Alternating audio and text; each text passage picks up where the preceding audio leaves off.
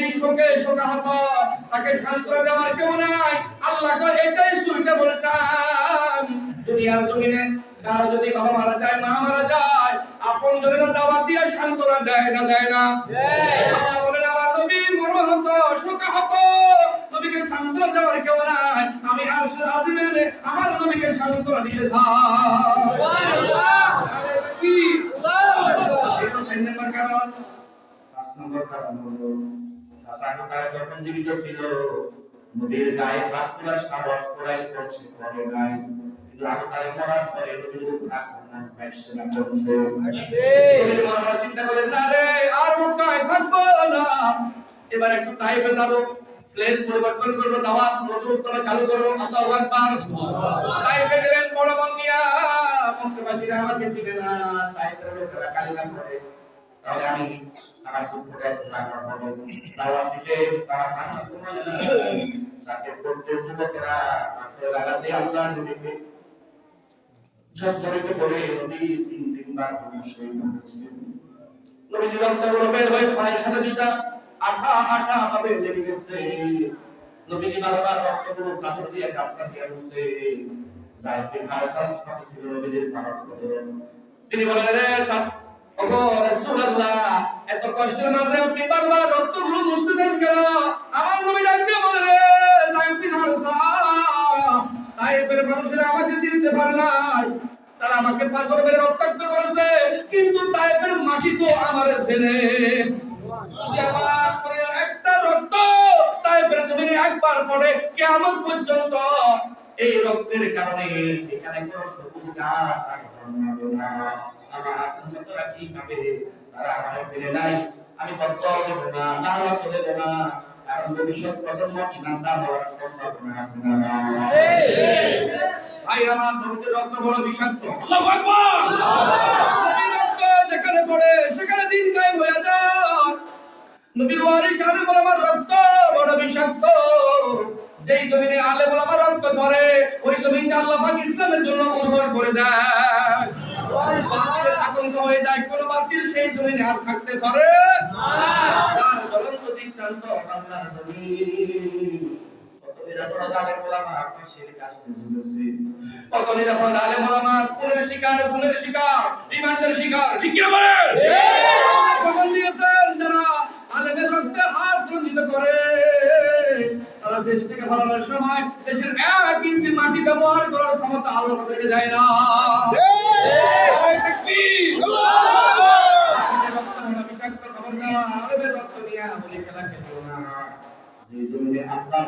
দিন কায়দায় করতে ভক্ত করে ওই জমিতে কান্না দিবের জন্য কবুল করে না।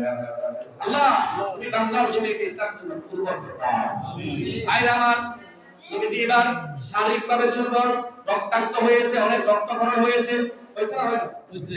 নবীজি শারীরিকভাবে দুর্বল, নবীর কেউ কদর করে না, আপন কেউ নাই। আল্লাহ কয় এটাই সুইটেবল টাইম, আমি আমার নবীকে আরশের আজিমের দাওয়াত দিব, রাষ্ট্রীয় মেহমান বানাইয়া হাউজে কাউসারের পানি খাওয়াইয়া আমার নবীর শারীরিক দুর্বলতা আমি আল্লাহ দূর করে দেব। কারণ আরেকটা কারণ বলবো 6টা। কয়টা? 6টা। এক নম্বর প্রশ্নের উত্তর মেরাজ কেন হয়েছে, এটার উত্তর মেরাজ কেন হয়েছে। 6 নম্বর পয়েন্ট হলো মেরাজ যখন হয়েছিল তখন ছিল নবুয়তের 12 নম্বর বছর। 12 নম্বর এবার কেন বলেন তো বেশি মুক্তায় উত্তর করার পর কয় বছর ছিল? আমি বুঝতে পারছি একদম বুঝতে কি করে একটা ওয়াসনা বিষয় কি বলছি ফোকাস করো না, জিজ্ঞেস কিছু আর জিজ্ঞেস করো কিছু আর নবীজির নবুয়ত বছর কয়টা? কোন থেকে লাগবে আপনার যুবক কত বছর? 23 বছর। মাশাআল্লাহ। মক্কা থেকে কত বছর? 13 বছর। মক্কা থেকে কত বছর? 13 বছর। যেহেতু মেরাজ হয়েছে 12 নম্বর বছরে, তাহলে মেরাজের পরে নবীজি মক্কায় আর কয় বছর থাকবে? 1 বছর পরে আল্লাহর হাবিব মক্কা থেকে আল্লাহর হুকুমে দিন বিজয়ের লক্ষ্যে মদিনাতুল মুনাওয়ারায় যাবে। আল্লাহু আকবার।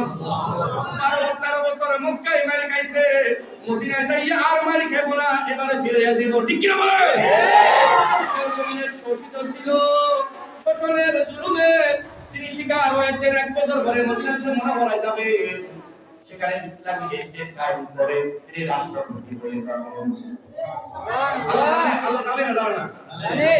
এক বছর পরে নবীজি মদিনায় যাবেন, মসজিদে নববীর ইমাম যেরকম করে হবেন তেমন করে মদিনার রাষ্ট্রের ইমাম হবেন। সুবহানাল্লাহ। মসজিদ কেমনে চালাইতে হয় সেই জ্ঞান নবীজির আছে না নাই? কিন্তু রাষ্ট্র কেমনে চালাইতে হয় সেই জ্ঞান কিন্তু নবীজির এখনো নাই। আল্লাহু আকবার। মুহাম্মদ সাল্লাল্লাহু আলাইহি ওয়াসাল্লাম রাষ্ট্র আপনি চালাবেন, রাষ্ট্রপতি আপনি হবেন, রাষ্ট্র চালানোর জন্য পলিটিক্যাল সায়েন্স, রাষ্ট্রনীতি জানা দরকার আছে না? অনেকে মনে কষ্ট নিব, অনেক ভাইরা বলেন কোরআনের সাথে রাজনীতির কোনো সম্পর্ক নাই। বলেনি? ভাই হাত ধরে বলি ভাই, যে নেতা বলে কোরআনের সাথে রাজনীতির সম্পর্ক নাই, আমি বলি তার সাথে কোরআনের কোনো সম্পর্ক নাই। সব কিছু নবীকে দুনিয়ায় শিখাইছে, যুদ্ধনীতি দুনিয়াতে, নামাজের নিয়ম, হজের নিয়ম, যাকাতের নিয়ম, ব্যবহারের নিয়ম সব দুনিয়াতে শিখাইছে। কিন্তু রাষ্ট্রনীতি কেমন হবে, রাষ্ট্র কেমনে চালাইতে হবে, পলিটিক্যাল সায়েন্সটা শেখানোর জন্য হাতে কলমে আল্লাহ পাক দাওয়াত দিয়া মেরাজ দান করেছে। সুবহানাল্লাহ।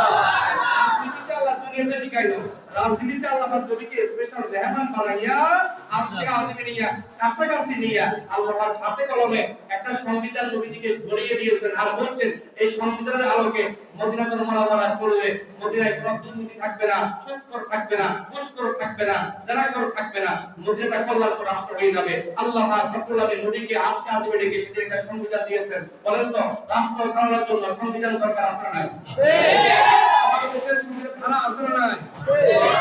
আল্লাহ পাক নবীকে কাছে ডেকে একটা সংবিধান উপহার দিয়েছে, যে সংবিধানের ধারা আছে 14টা। আরো জোরে 14টা।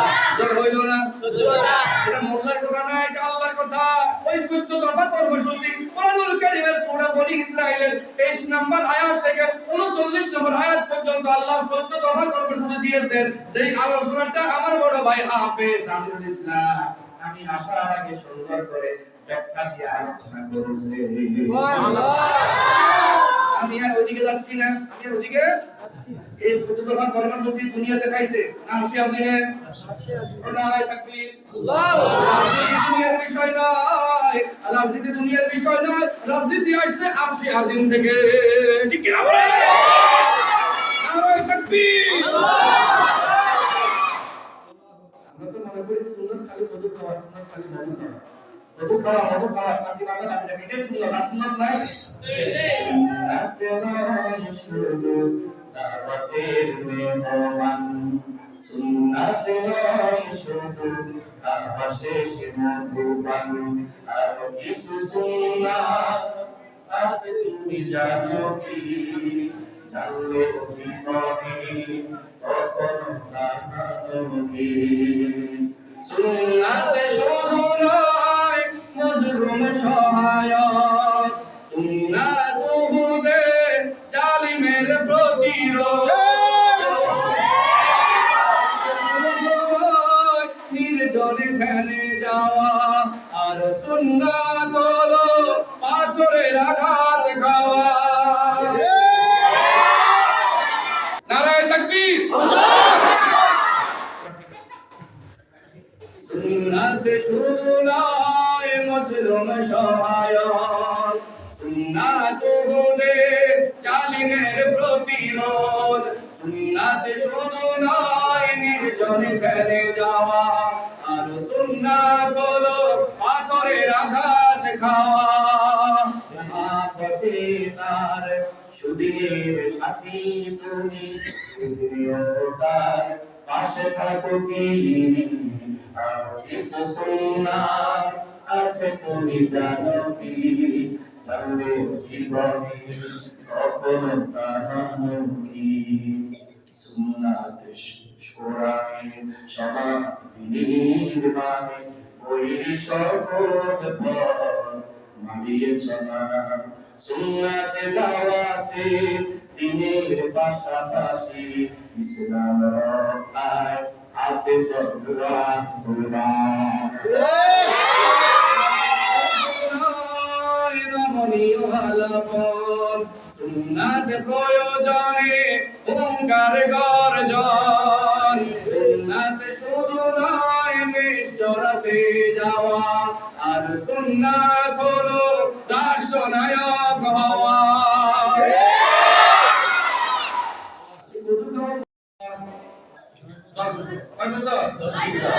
সেই কথা বললে আমাদের তো অনেক রাজনীতি করে। কি রাজনীতি? এটা সুন্নাত। এটা কি সুন্নাত? এই বাংলার জমিনে স্বাধীনতার পরে অনেক সুন্নাত পালিত হয়েছে।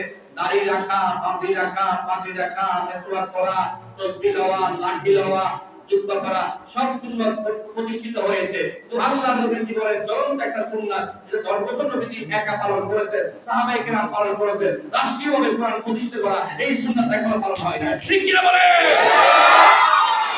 আমাদের উচিত এখন দলাদলি ভুলে গিয়ে, মতভেদ ভুলে গিয়ে, মুসলমান যারা কাঁধে কাঁধ মিলিয়ে, হাতে হাত রেখে, বুকে বুক মিলিয়ে, সফান কান্নাহুম বুনিয়ানুম মারসুস, শিশাডালা প্রাচীরের মতো দিন কায়েমের লক্ষ্যে, দিন বিজয়ের লক্ষ্যে এক হওয়া এবং আল্লাহর নবী কোরআন দিয়ে রাষ্ট্র চালিয়েছেন 10 বছর, এই সুন্নাত প্রতিষ্ঠা করার দরকার আছে না? এই পলিটিক্যাল সায়েন্স শেখানোর জন্য আল্লাহ পাক নবীকে আরশে আযমে রেখে দিয়েছেন। সুবহানাল্লাহ। কারণ কয়টা বলছি? যদি জিজ্ঞেস করি কি কি, এগুলো তো বলতে পারতো না। কয়টা? এটাই বলি 6টা। জোরে কর কয়টা? 6টা। 3টা পয়েন্টে আলোচনা করব। 1 নাম্বার মেরাজ কেন হয়েছে, এটা উত্তর শেষ। এর উত্তর यस 6টা কাট। এবার মেরাজ কিভাবে হয়েছে? 10 মিনিট, কয় মিনিট? 10 মিনিট। আল্লাহ পাক কে বলছেন জিবরাইল, জান্নাত সাজাও, জাহান্নাম সাজাও, আর জান্নাত থেকে সুন্দর একটা পরাগ তুমি কাবার হাতিমের কাছে যাও, আমার রাসূলকে তুমি আরশে আযমে নিয়ে আসো। সুবহানাল্লাহ। মাওলানা জালালউদ্দিন রুমি বলেন, ওয়া হুকুম জিবরাইল কয় শয়তান, ওয়া হুকুম জিবরাইল কয় শয়তান, তোরা থেকে জান্নাত से कर है इंतखाब, सजा उसको जिब्र से होता वफा, फिर उसको काबा ले कर के जा।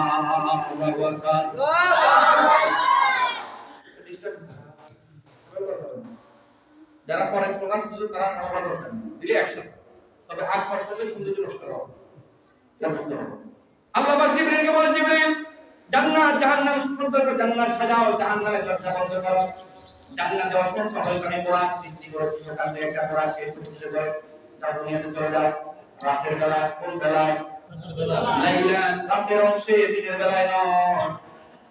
আল্লাহর নবী তখন কাবার শরীফের হাদিসে আছে, কাবার হাতিমের পাশে চাচাতো বোন উম্মে হানিফ বলে আল্লাহর নবী ঘুমিয়ে আছেন। সুবহানাল্লাহ বলেন। নবী বলেন মুহাম্মদ তাবারানি কবে নেমেতে আদি ফকিনি উম্মে হানিফ বলেতে, এক রাত্রিতে নবী ছিলেন শুইয়া, আসন ভিতর দিকের সাথে পাঠিয়া, জিবরাইল আসিয়া সেই ঘরের সাথিয়া, নবীজিকে নিদ্রা হতে নিলেন তুলিয়া। সুবহানাল্লাহ। দিয়ে ঢুকে নাই, ঢুকছে